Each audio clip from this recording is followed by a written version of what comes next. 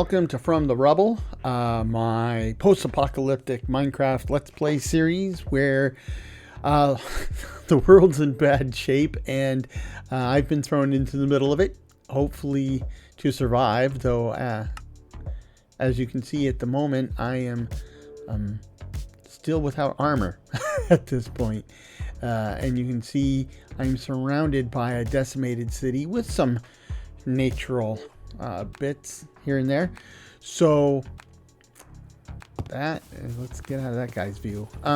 So the challenge up to this point is I started off with a tiny little island in the middle of a post-apocalyptic lake, and that is both a blessing and a curse, right? Because it has up to this point mostly kept the bad guys at bay, or at least within outside a stone's throw.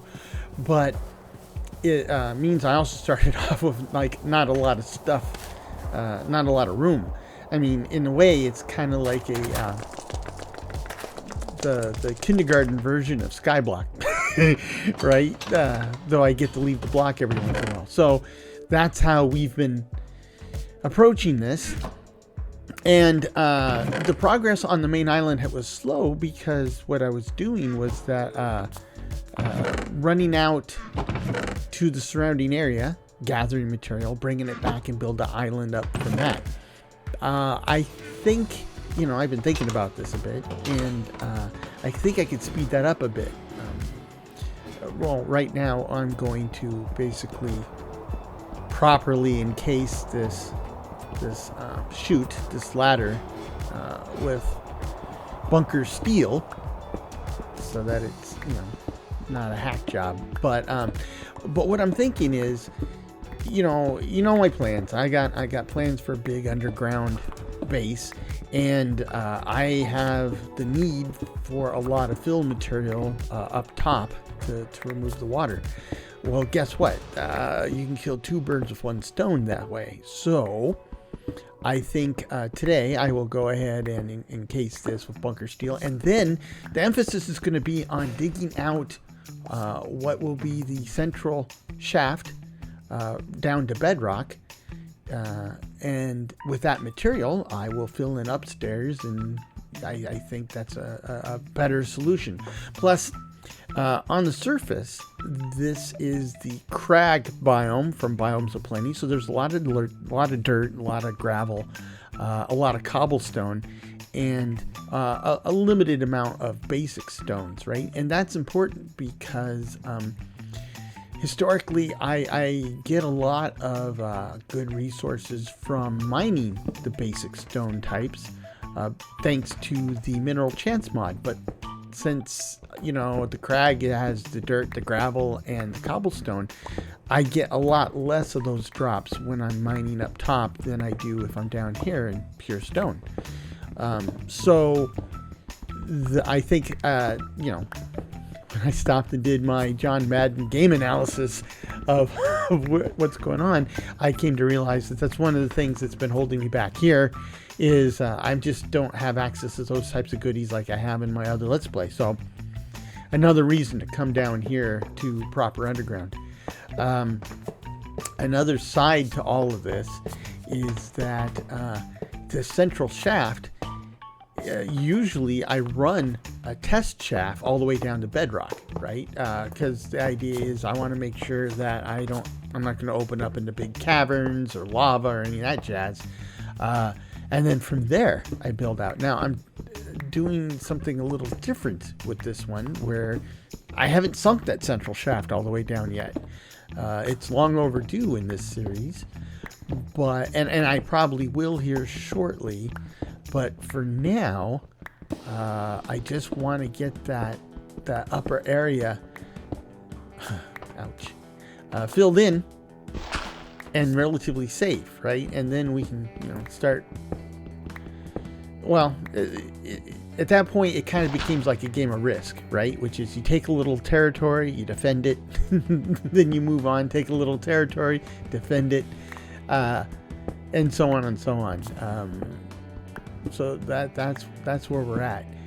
Now, I am still excited because another thing that will happen because of this strategy, this changing strategy, is that as I'm now mining these more of the vanilla regular block types, you know, not the cobblestone, gravel, or dirt, and the mineral chance is kicking in, that will bring me more things like gold nuggets and iron nuggets and redstone, and those are exactly the type of pieces I need right now to create some of these basic little machines I need.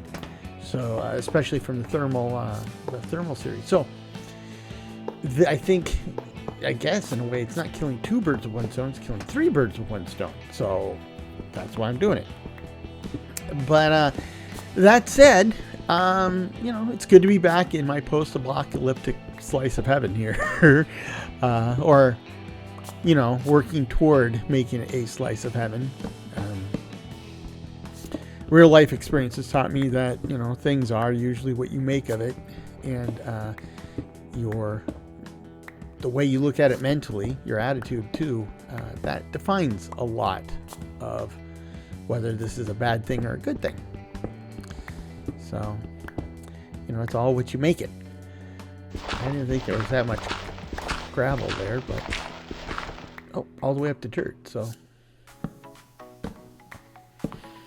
anyway, so yeah, I'm looking forward to it.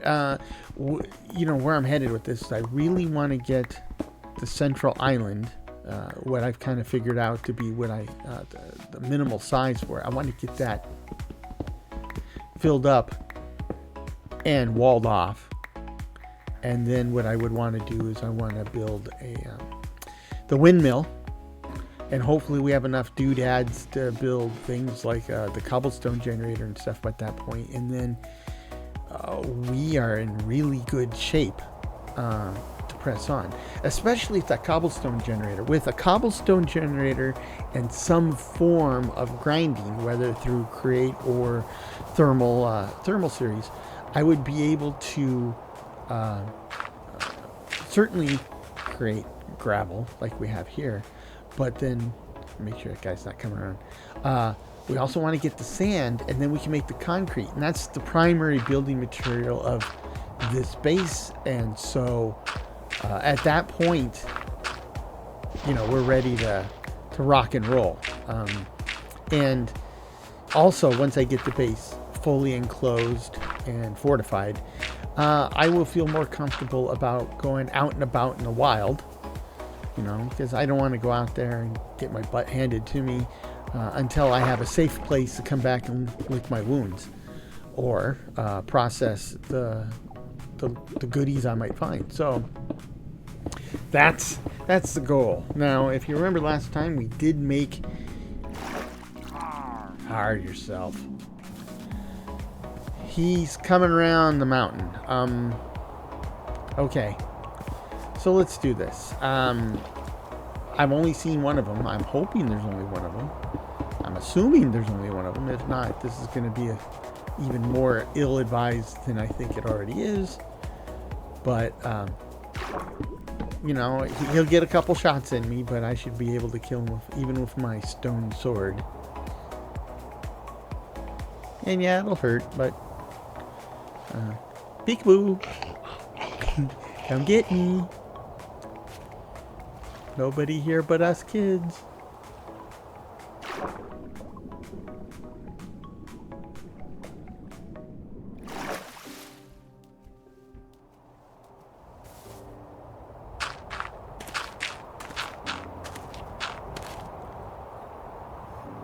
There he comes. Yeah. So the wall ate a shot. Not bad. Not bad at all. And I didn't...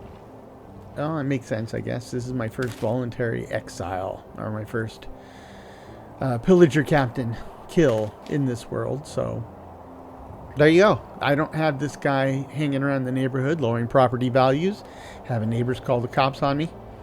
And that was a short eat. Okay. And we're free to continue processing, so that was nice. Lucky, even. So, there you go. Now, recently, I've been trying out another post-apocalyptic building game called Vintage Story, and I found it very, very interesting. But I also found it very, very similar to an old Minecraft add-on that I played what seems like 1,000 years ago, which was Terra Firmacraft. Now, I mean, last time I had anything to do with Terra Firmacraft, aside from checking if it still exists, was, 8 years ago, 9 years ago. So I do know it still exists, but I don't know what the state is. So now I'm kind of interested in taking a look at that to see if it still exists. I quit playing it because at the time I felt like, I thought it was too realistic, right? I mean, too much detail, too nitty gritty, and I think I've said it here too. If you want real life, if you want total realism, then turn off the computer and go outside. I mean, that's as real as it gets. But, to be fair, Terra Firmacraft is not about going out in the street and, getting a job and buying groceries and all that jazz. It's about being thrown into the wilderness and surviving, rubbing sticks together to make fire or something. And that's what this other game, Vintage Story, was like too. So then I thought, well, it's been a decade. And I know that there are a lot of people who really feel strongly positive about Terra Firmacraft, so it might be worth some time to go check it out, see what those guys have been up to for the past decade. Because as I was playing Vintage Story, I was digging it. Now, it recalibrates what is exciting to you. And what I mean by that is, like, in this world, I've got to create better yet, talk about my New Londinium world, because it's not as dangerous as this world. So it's pretty easy to start, build a windmill and get things up and running, and in short order, you can be building trains and all this jazz. And so those things, they certainly give you a sense of accomplishment, but they're kind of cool to have. So your sense of accomplishment is twofold. One, I achieved it, and two, look at this cool thing I got as a result of it. But when I'm playing Vintage Story, and presumably when you play Terra Firmacraft, it's a different level of complexity or difficulty. So you make fire and you're like, damn, look at that, I made fire. Or you get to the point where you're able to make a clay mold or charcoal, and you're like, I'm on top of the world, look at me, I am legend, hear me roar. Making charcoal in regular Minecraft, even regular modded Minecraft, is no big deal. In these other games, it has its own set of challenges and difficulties and just pain in the butt process. So yeah, that's it gives you a very different sense of accomplishment. I mean, I've played enough Vintage Story where I actually got a house. I'm not living like in a hole in a dirt like a hobbit anymore, and you even have some crops growing, and it gave me the same type of excitement and sense of accomplishment that I would get from one of these games after many, many more hours of play and having much, much more advanced systems in place. So, it just sets a different bar. It's a different vibe. So, but like I said, I was enjoying it, and so now I'm Terra Firmacraft. And I was reminded of Terra Firmacraft because, as you may know, I do other video series, including my mod deep dive series. And one of the mods I made a video for was Nifty's Aleki's Nifty Ships mod. And that gives you ships somewhat similar to small ships, the small ships mod, but the difference is with Aleki's you actually have to sail the ships, right? So it's building it is a bit more complex, but even once you get it built, oh, what is appetite, huh? Okay. Even once you get the ship built, you got to sail it. I mean, really sail it. Like, you know, you need to have the presence of wind, and if there's no wind, you're not going anywhere. And then you have to understand from which direction the wind's going, and then figure that out in contrast to where you're trying to go. And then you have to basically line your ship and your sails up in such a way that you're going to make the best use of the wind to go the direction you want to go, especially if the wind isn't headed your direction. And probably like real life, it rarely ever goes the direction you want it to go. So, you know, just getting from here to there gets a lot more complicated.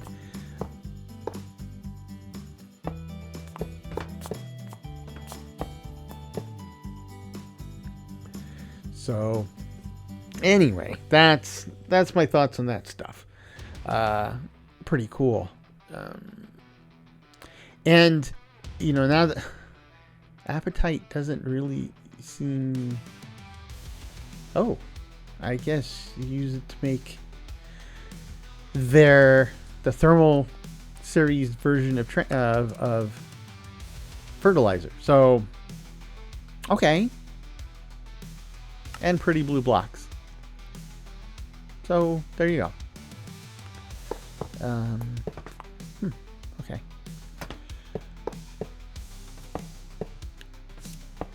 Now the thing is,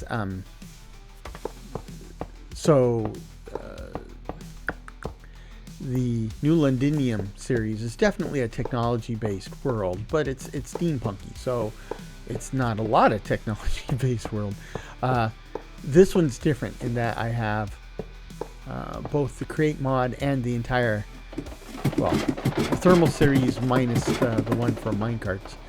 So that's a lot. That's a lot of technology, and it's, you know, it has helped open my eyes to what different types of technology mods. I mean, even before I chose thermal series, I had to look at other technology mods to kind of see what do they do, how do they work, how would it mesh, and there really is some really cool and incredibly clever stuff going on out there, right?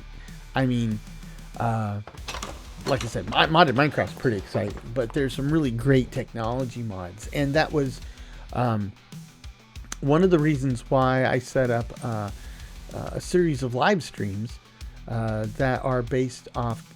Oh, I don't like that ladder at all. We need some oak. Yeah, we're going to need some oak planks.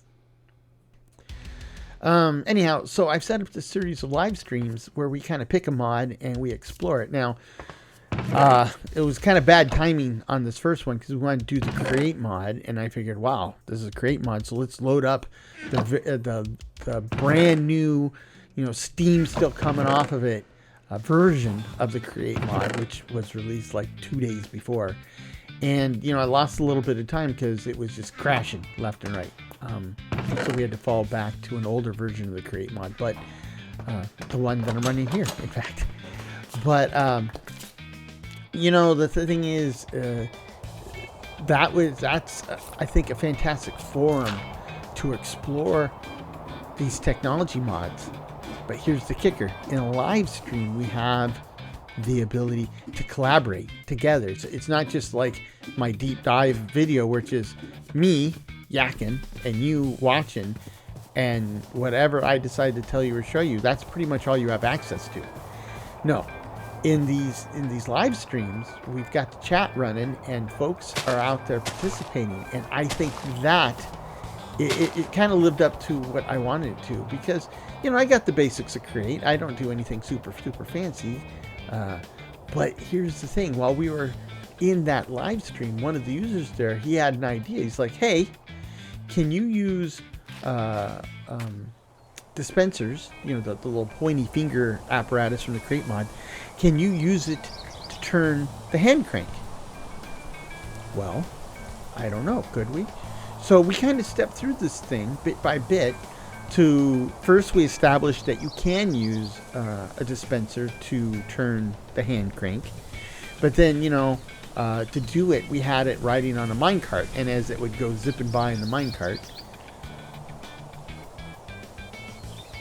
yeah, I don't know if I want silk, but I'll leave it there. It's not going anywhere unless something hatches out of that. But you know, we put it on a create minecart contraption, and every time it went by, it would crank a little bit. So then the idea was, well, let's follow this idea. What if we create a contraption with like 4 or 5 or 6 of these dispensers in a row? And yes, as it went by, it would continue to crank. Each dispenser would crank a little bit, and all of them together would crank a bit more. But then we tried, putting the track on a loop so it would keep doing it. Then we turned around and set it so that the minecart go back and forth on a track. And then, you know, we got it to where it was nearly constantly cranking. And we could have optimized it a little more to get it constantly cranking. But here's the thing. Using that method, we were able to generate stress units, you know, kinetic energy, without any of the traditional methods. So there was no steam engine involved, there was no water wheel, and there's no windmill. Because, you know, the minecart contraptions are designed that they work without power. So once we had that puppy up and running, it was working without any power. And then the dispensers, working without power, were able to turn the hand crank, which generated power. Now, that is cool. Now, not very practical, because by the time you could build the minecart and all the dispensers and all that jazz, you would have been able to build a water wheel 100 times over. So, right, it's not a very practical solution, but it was a wonderful exercise to go through collaboratively, figure something out, learn something new. That was awesome. Had a lot of fun, but it was only possible because of the two-way communication that the live stream made available. So, yeah, we'll do that. The next one, actually, I think by the time this comes out, we would have already had the next one. But the next one will be on Tinker's Construct. And I'm really looking forward to that one because, like I said, I was looking at a lot of different tech mods, and Tinker's Construct was on there. Now, I kind of avoided it because, one, it seemed to be older, and if I remember correctly, I couldn't find it, I think, for the version of Minecraft I wanted to run. And secondly, it looks pretty big and complex, which, you know, I was like, well, the fact that it's not in the version I want means that I'm not going to spend any calories figuring it out. But I am curious. I really would like to see it. I know it has people who, for lack of a better term, I would call zealots, right? They really love it. So let's go check that out. And like I said, by the time you're watching this, it already probably happened. But if that's the case, then by all means, go out. You know, the video should be available out there. Go. It's taking a long time. I'm lagging here. There we go. Go take a look at it, and you know, see how for that matter, go look at the video on demand version of the live stream for the Create mod. See how that worked out. There's a lot of good stuff going out there, but I think the live stream format gives us an opportunity for collaboration that has been largely untapped and unused by the creator community. So, I mean, I've seen lots of live streams where people say, "Hey, why don't you put this thing on your fence, or why don't you build a fence or whatever?" And it's like, yeah, I get that, but at that point, it's more like it's not a collaboration so much. It kind of feels like people sitting in the back seat telling you how to drive. And there's 4 people in my family, and I'm the only driver, so I don't enjoy that, right? I've already lived that life. But So what I'm doing here is I'm marking, this is at the meeting point of 4 chunks, and those 4 torches each mark a corner of a separate chunk. And now I'm going to build out 16 blocks from those corners, which means we will basically hollow out a bunch of water. We'll hollow out 4 chunks, and that will be our central shaft, which is considerably bigger than the one you saw in Greifenhorst.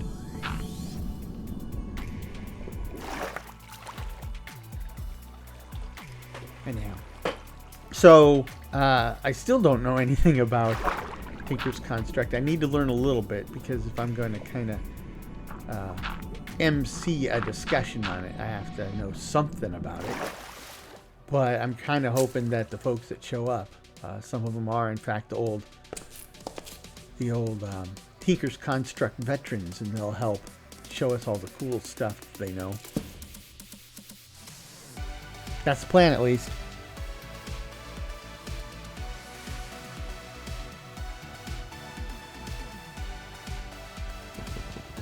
Now,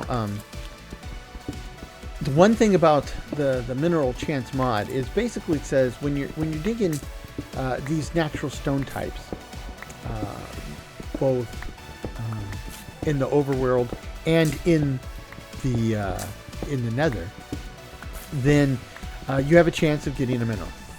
And in the case of the overworld, you have a chance of getting a gold nugget, an iron nugget, a redstone dust, or a diamond or an emerald. Now, it's designed to work with vanilla Minecraft, and in vanilla Minecraft, you don't have diamond or emerald nuggets, right? So you only get a whole one. And that kind of works out, because if I do enough digging, as you've seen, I've already gotten a few diamonds.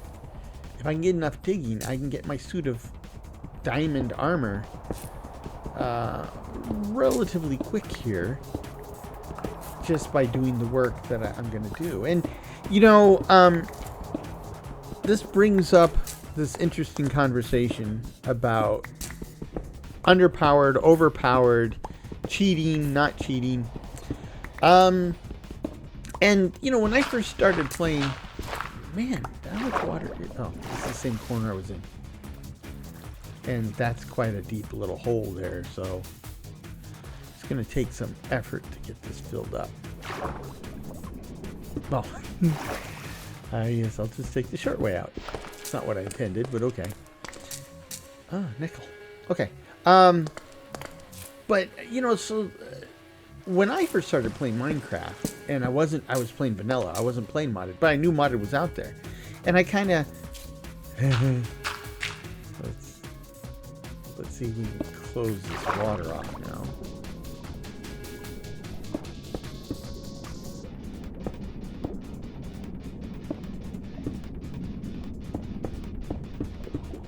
There we go. That wasn't too bad.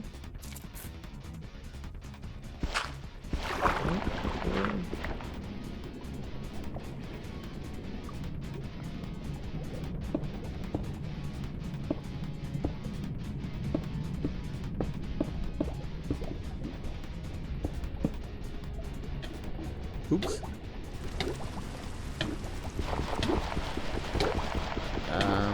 Shovel. Okay. I got a little distracted on that one. Almost died from drowning. That's a noob error. That's a rookie mistake. Got a diamond out of it though. So how noob it can it be, right? Anyhow, so back when I was originally playing, and I was playing vanilla, yeah, I was kind of looking at, well, you know, if you're playing with mods or whatever, that's cheating. I don't think that anymore. And the reason I don't think that anymore is I quit thinking of Minecraft as a game, right? It certainly has game-like elements, but this isn't a game anymore. This is essentially like a digital Lego set is what this is, right? It's a creative tool. It's If you want to make an argument for toy, I'd much rather go with toy than game. And as such, how you play it, when you play it, with what you play with it, that doesn't matter. It's up to you, right? Each his own. And that attitude took a while for me to get there.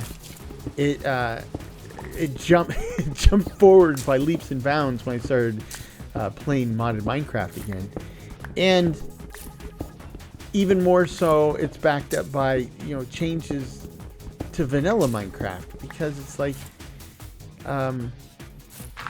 there's a lot of work that they're doing that really isn't adding anything to like this as a game or balance or anything like that. It's just really about, we're giving you more blocks, and in the end, that is Minecraft's claim to fame, right? That's what put it on the map in the first place. Is we had this quote unquote game that you can go in and do whatever you wanted, however you wanted, as much as you wanted. Well, that's very not game-like. That's very toy-like. And so now I can't look down my nose at anybody and how they want to play Minecraft. Knock yourself out, right? If you want to play with a data pack that basically transforms all dirt instantly into diamond blocks, okay, that's good for you. Kind of boring, I think, but if that works for you, that works. Knock yourself out. So, to my point, if I have something that will give me diamonds while I'm just sitting here digging and working, I think that's okay, especially because, as you see in my name, building's my thing, right? That's my claim to fame. That's what I enjoy. That's what I love. And the way Minecraft's set up, you don't get a lot of experience for building. Yet, there are things you definitely want to do that require experience, like enchantments or whatever. In a similar vein, for whatever reason, you don't get any experience for farming. You get certain ores, right? You get experience, and killing stuff, you get experience, and making trades. Well, I get that. I can see kind of where the designers headed with that, but I think it's too restrictive, especially for my play style. I will have, I'd be lucky to get to 10 experience levels. So that's why I have the mineral chance and stuff, and that's my whole spiel on that. I still feel like I want to play survival, even knowing it's not vanilla survival and it has arguably more lenient rules or conditions. It still is fun to me, and there's an element of I need to go out and earn, find, gather what I'm going to use before I use it. And that is important, because you see my plans. You've seen some of the stuff I've talked about. I've started creating worlds with massive projects using creative, and I made pretty good progress on them. But in the end, they all died out, because what made it interesting to me, what made it worthwhile to me, was basically what I said, the element where I have to kind of earn it, gather it, manually find it and put it together, process it. That, as part of the process, it's part of the fun to me, but it's also a major piece of the sense of accomplishment I have afterwards. Oh, I forgot about that. So, I'd be working on these things, and, it's creative mode. I have access to all the blocks as much as I want. It wasn't fun. Not for me. Not for me. I mean, I know there's a lot of people that are only creative, and a lot of people who bounce back and forth, and they're probably smart enough not to step on magma blocks, but like I said, not me. Yes, I'm not smart enough to not walk on Magna blocks. But you know, that is, holy smokes. I don't know how I didn't. This must like be under some layers of blocks, because you know, you've seen me. I've been filling in water with gravel and blocks, so I don't know how I missed so much water, but it must have been oh, smoke, right? Like these underwater caves that were even further under my island.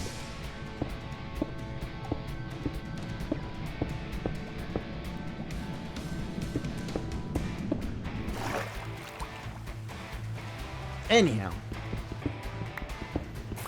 I really do enjoy this as a hobby. And you know, my whole life, you know, I call myself the world builder. My whole life has been building worlds in one form or another, right? As a role player, I usually wound up being the DM for life.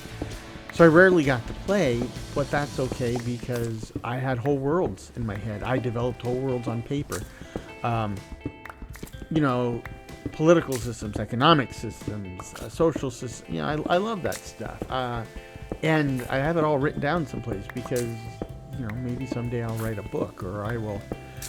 Maybe if the channel doesn't do what I wanted to do, I will go and start generating materials for tabletop role-playing games. I almost did that instead of the channel, in fact.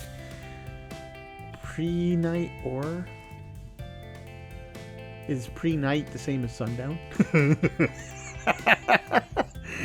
So, let's see. Pre-night or. So you can make some armor with it. Okay. And a pickaxe. And a hoe.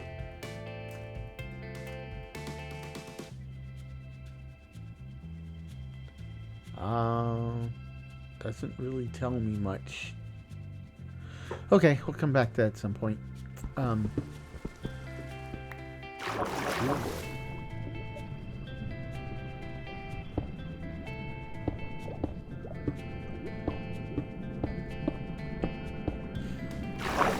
Anyway, but even before computers, when I was a little kid, I think I might have told you how, like, I would build dioramas and stuff in the backyard, including rivers, which were dug into the yard, and then, courtesy of the hose, they started flowing, and I'd wind up flooding the backyard after an afternoon of play. But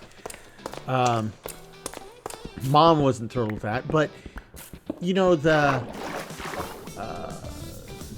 this idea of building a virtual space really appealed to me because, you know, I was building models, I was building dioramas and worlds. That all takes physical stuff. That all takes physical space. And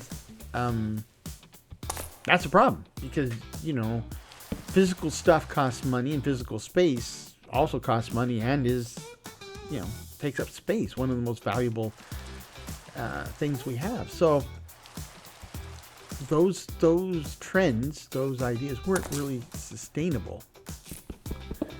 But I was lucky because I was born at the right time to kind of be here for the beginning of the digital age. And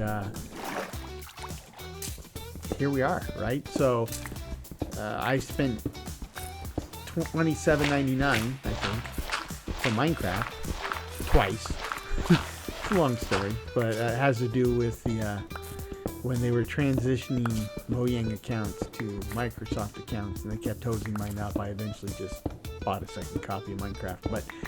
But my point is, you know, I've bought this program. I've played the living bejesus out of it over the years. Now we're closing in on 4,000 hours of Minecraft in 13 years or so. And wow. I mean, that's practically free, right? I mean, if you do the cost per hour, that's as close to free. I mean, for all intents and purposes, that is free. And it doesn't use any space. And I didn't flood the yard, which now my wife would be happy. Also, the homeowners association, because we don't really have a yard. But yeah, I mean, you know, I still totally respect the people who do physical modeling and stuff. I mean, if you ever want, if you're into that type of stuff, you want to see something really cool. In Germany, I believe in the city of Hamburg, they have Miniature World, and it is this huge. I mean, it kind of started off. Okay, 2, 3, 4, 5, 6, 7, 8. It kind of started off as a huge train set display, right? 2, 3, 4, 5, 6, 7, 8.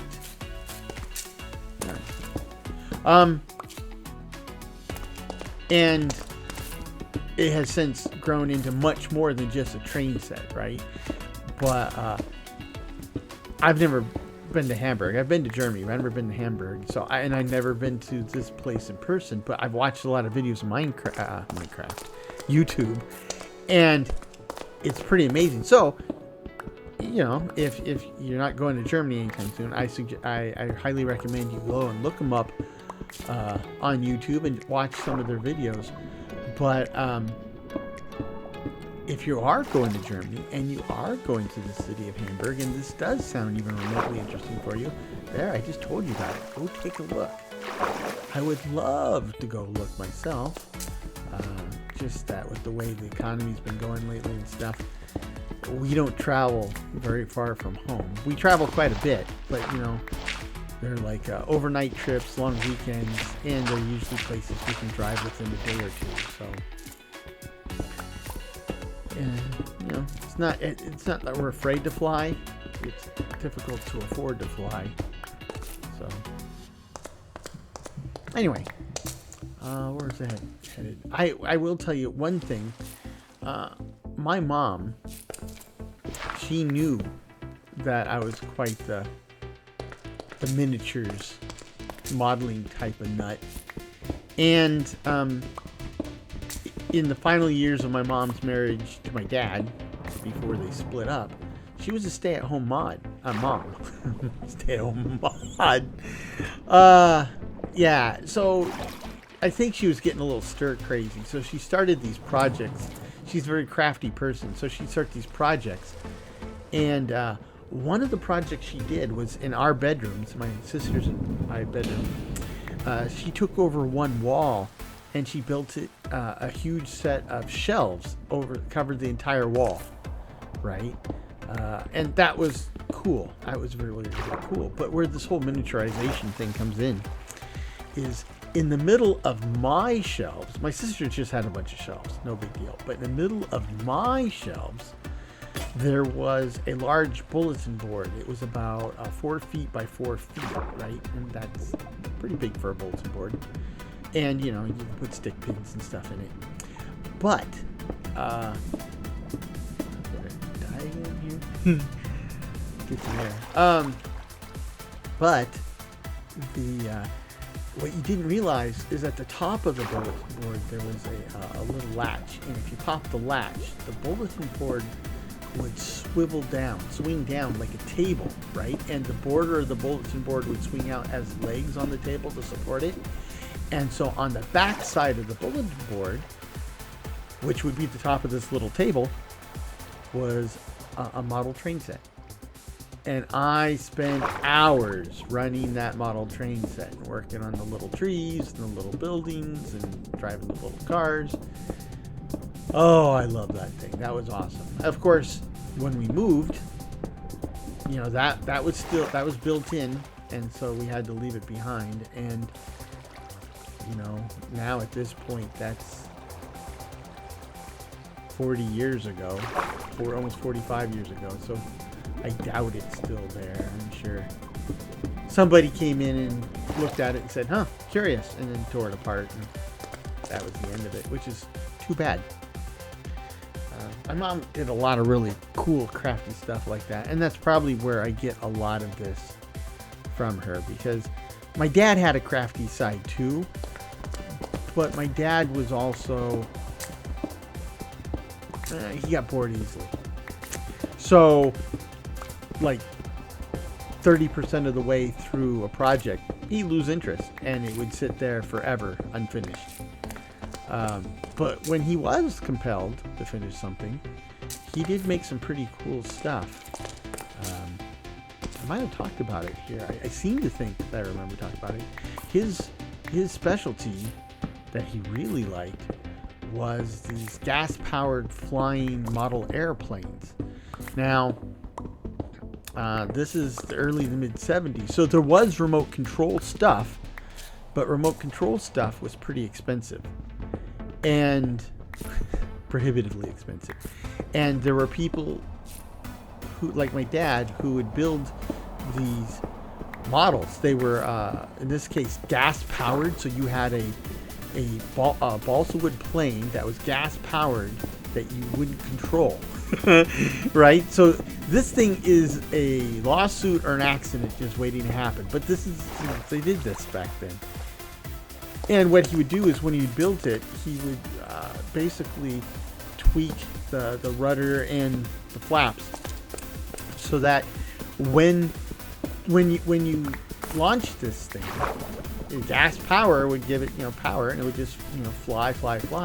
But with the flaps and the rudder set the way they were, it had a slight circling behavior by default. And so you'd throw it up in the air, and the powered flight would send it up in the air, where it would circling up higher and higher. And then when the gas ran out, it would start circling down with a controlled glide, right? Oh, technically it's uncontrolled glide, but since the rudder and everything was set, it'd be controlled. But at the time, we lived in Ontario, California, and Ontario had a motor speedway at that time. It has since become a big old mall, but back then it was a speedway. And when they weren't racing cars, the speedway always had a huge parking lot. So it was a great and safe place to fly these types of model aircraft. And of course, it was in the early 70s. Everything hadn't been built up wall to wall suburbia yet. So most of the speedway was surrounded by like orange groves and grapevines. And I remember going with my dad. He completed this plane. It had about a 3.5-foot wingspan, and that one, it was just some type of like a Piper Cub model or something. It wasn't anything fancy. One of the things he liked to do was make World War I replica planes. And with a name like Bauer, he always put German insignia on them. So there you go. Anyhow, so we went out to fly this plane, and we went in my mom's car, and usually we would set up our little base operations right there at the side of the car. So we set that up, we fueled it up, we started it, and then my dad launched it facing away from the car, and the plane promptly did a loop-de-loop and smashed into the other side of my mom's car. Oh, I was terrified at the time because, boy, was my dad angry. Probably more so because he was going to have to explain why my mom's car now had this fresh new ding in it. And of course, the front end of his plane was completely smashed. So, didn't learn the lesson, though. So, he... like I said, he didn't tend to finish things, but there was something about this that put a burr under his saddle, and he rebuilt the front end of this plane. He completely rebuilt the front end. And we went back to the Speedway, and this time my sister was with us, and he relaunched, and it flew beautifully. And it was a beautiful day. Of course, Southern California has beautiful days much of the year anyway, so that's not a surprise, but beautiful day. And the plane did exactly what I described it would do, right? The engine's running, it's got power, it just circled higher and higher and higher. But there's a problem, right? It circled way up there, and we had no idea how high it goes. This was a maiden flight, and apparently he'd put like something in there so it held extra gas. So it really went. I mean, it got to the point where he had to break out his binoculars so we could still see it. And I'm guessing at this point it's like 1,000, 1,500, maybe 2,000 feet up. I mean, it's really high up for a little model airplane like that. And I think I need to go topside. Anyhow, it got high enough that wind works in different directions at different speeds at different elevations. So it got high enough that it hit some type of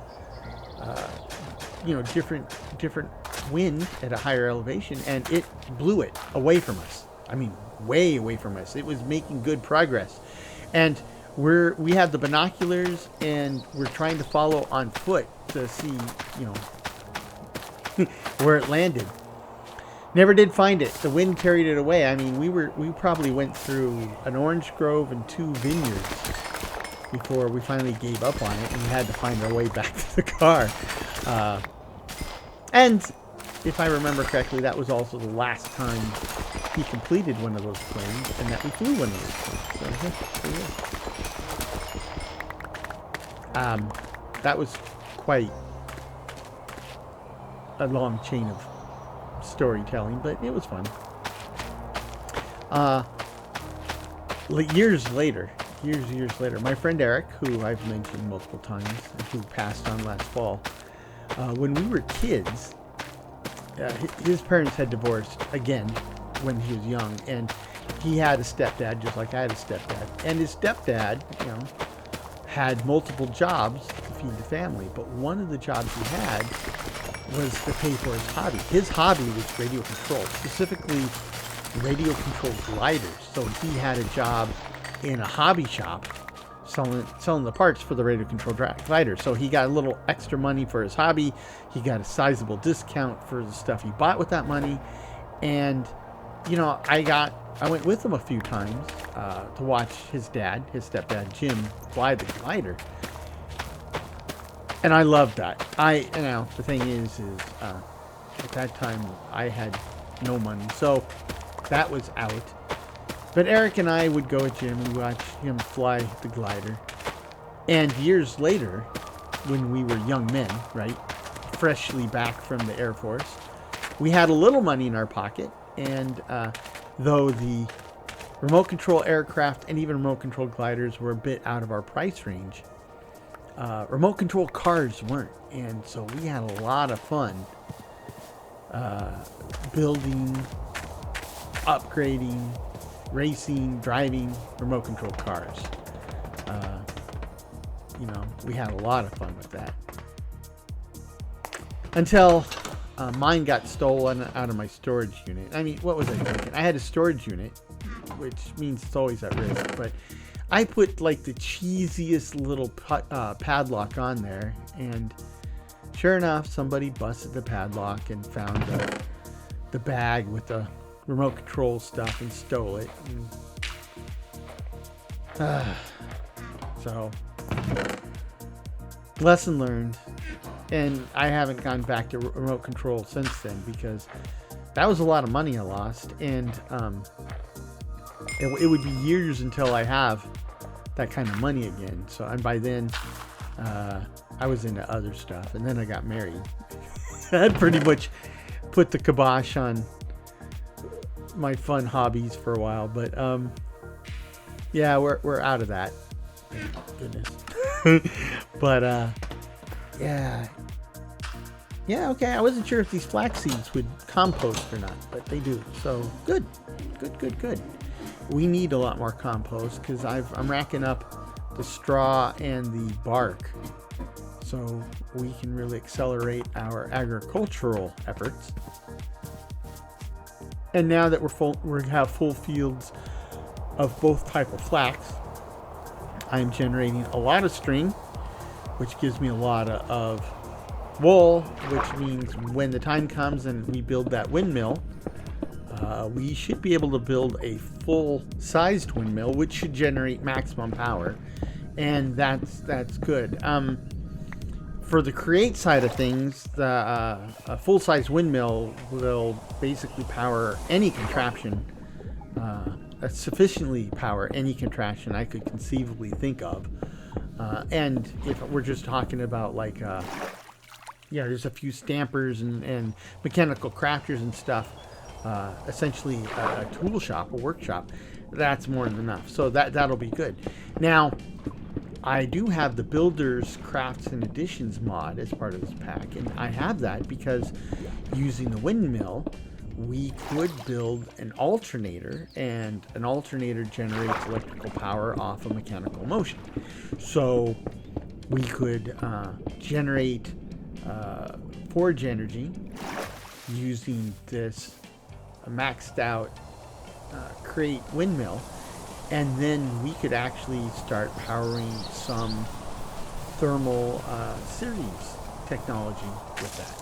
So, I mean, you can see that, the plan's finally coming together, or at least you can see how it's coming together, and that'd be some great stuff to go with, because I think I prefer, like, the thermal series has a way of generating cobblestone that doesn't require power, so I do like that. And the thermal series has the pulverizer, which I think I like better than the grinding wheels or the millstone from Create, but then again, it requires power. And what's more, that's what I would need to generate a lot of these metal powders that are make it much easier to make alloys, right? With the thermal series, when you make alloys, an alloy is a mix of two or more metals, right? And to make these alloys, if you make the ingots ahead of time, then the way you kind of fuse them together is you put them in a crafting grid with a fire charge. Well, at this point, fire charges don't grow on trees, and you can craft them, but they require materials that are going to be hard for me to get. But you can sidestep that whole requirement, because you can take the ore and you can pulverize it into a powder. You can mix the powders, then smelt the alloyed powders and get the alloyed ingots that way, without the fire charges, which is what I tend to prefer in this situation, and I'm looking forward to doing exactly that. But the problem with that approach is you don't smelt anything until you're ready, right? In fact, you don't even mix powders until you're ready. So you will pulverize all your ores, and then when you're ready, then we actually do the processing, because it's kind of hard to separate the metals out from each other again. And that kind of complicates things, because you're going to have a backlog of items to pulverize and smelt. Now, on the flip side, if you're using the thermal series technology to do that, it also has upgrades, which obviously are upgrades, so it takes some while to get to them, but they actually amplify your output. So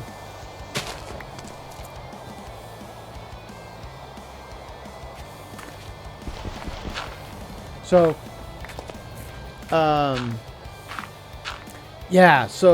you using those the upgrades in the technology when they're available.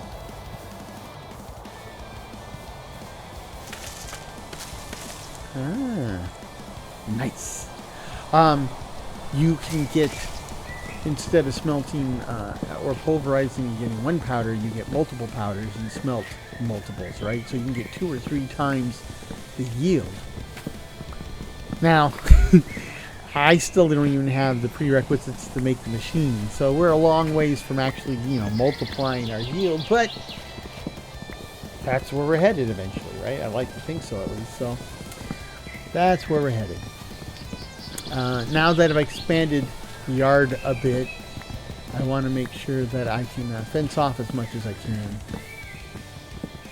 Do a few housekeeping items, and then I think that'll be pretty much it for this episode. But you know, like I said, this episode was a 2-for-1 or a 3-for-1, where we made forward progress on digging out the central shaft.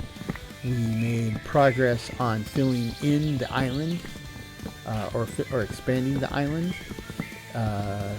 and we made some progress in gathering some materials that are going to be needed for the technology and the upgrades that we'll need to survive and thrive in this hostile, zombie-infested, broken shell of a world. Not to put too fine a point on it.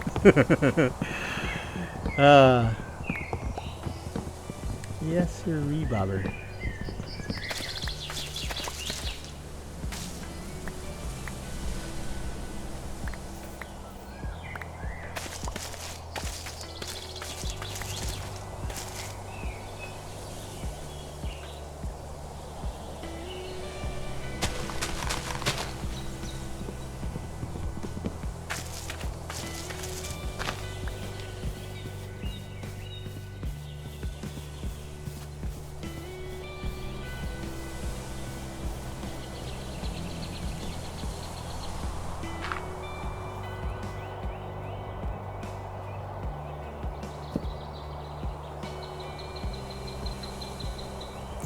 We can now irrigate our fields.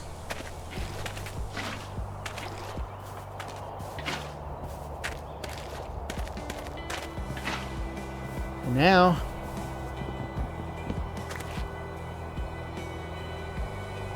we've got water again.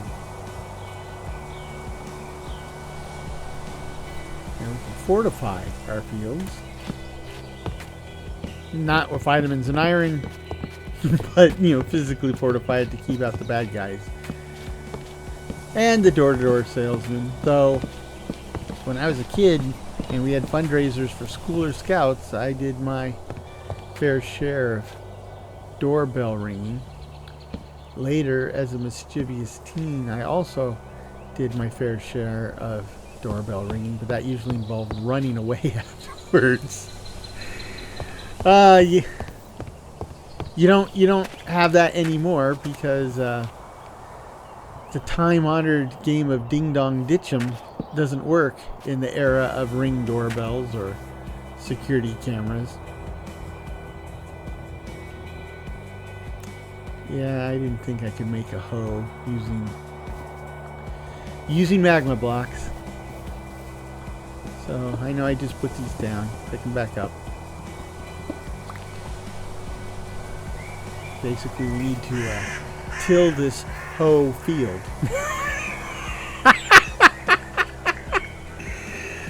Oh my gosh! You know, you gotta throw some of those in there every once in a while, or they will demand that I return my dad joke merit badge. So I think I qualified for another week or two.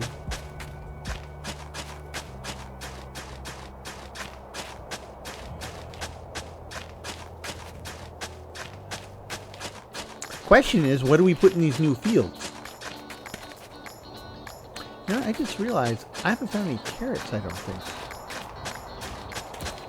The only reason I care is I need the carrots for this new fish sandwich I told you about back in the day. I got the fish, I got wheat so I can get the bread. I don't have cabbage. I was kind of planning to, like, maybe going out to the area I think I might find cabbages, but then I realized this idea of digging the central stair and using the fill to fill in the lake. And I said, oh, well, that's actually a better plan, so let's go with that.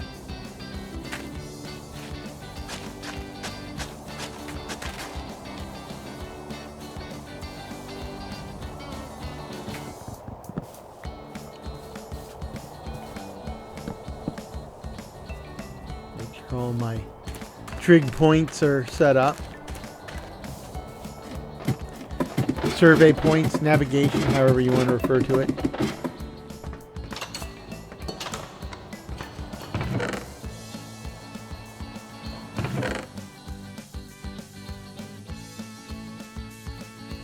Of course, pufferfish are fantastic because they are water-breathing potion ingredients. But other than that, normally not much. But in this game, in this modded game, you can fry them up and slice them up, and the fillets are not poisonous. I mean, the fish itself is still poisonous, but you should be able to make stuff with the fish.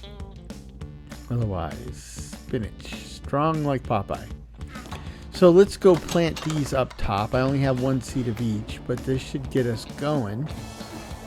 And as we harvest, we'll get more seeds and expand the crop, and eventually it'll fill the whole field.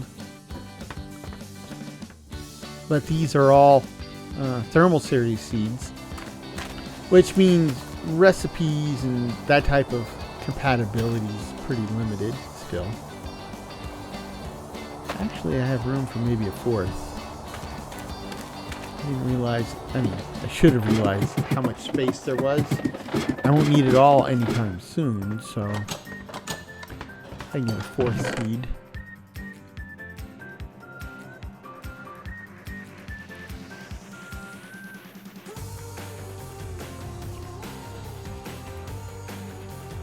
Peanuts it is.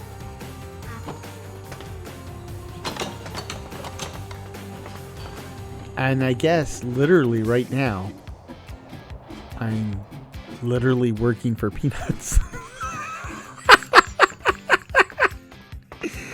But I'm working to produce them. I'm working for peanuts.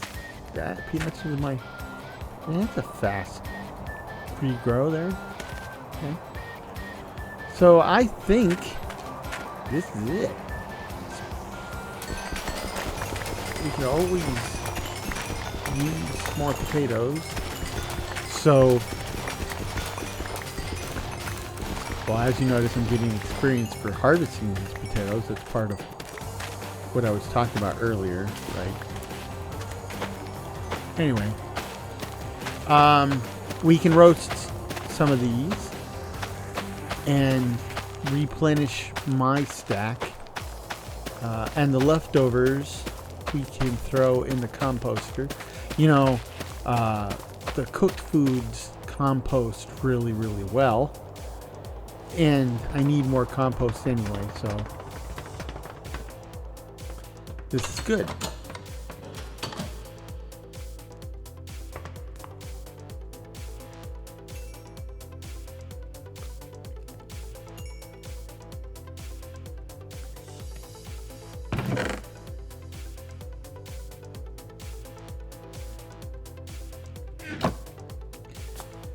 And since I'm cooking a whole stack of potatoes right now, I went ahead and threw my existing almost a stack of baked potatoes into the composter, because look at that, it's cranking out the bone meal.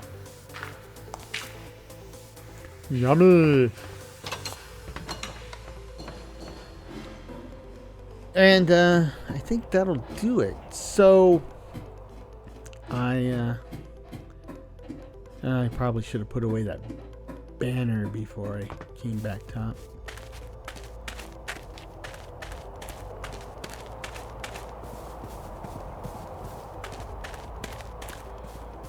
So I'd like to thank all of you for viewing, for watching.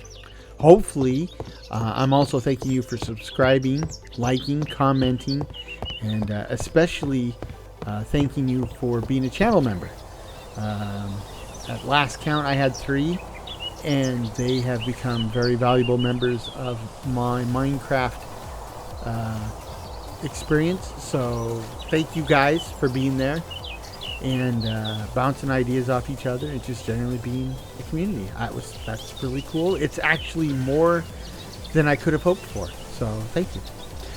Meanwhile, for everyone else, I hope this finds you and yours in good health, good spirits, and perhaps a touch of good fortune.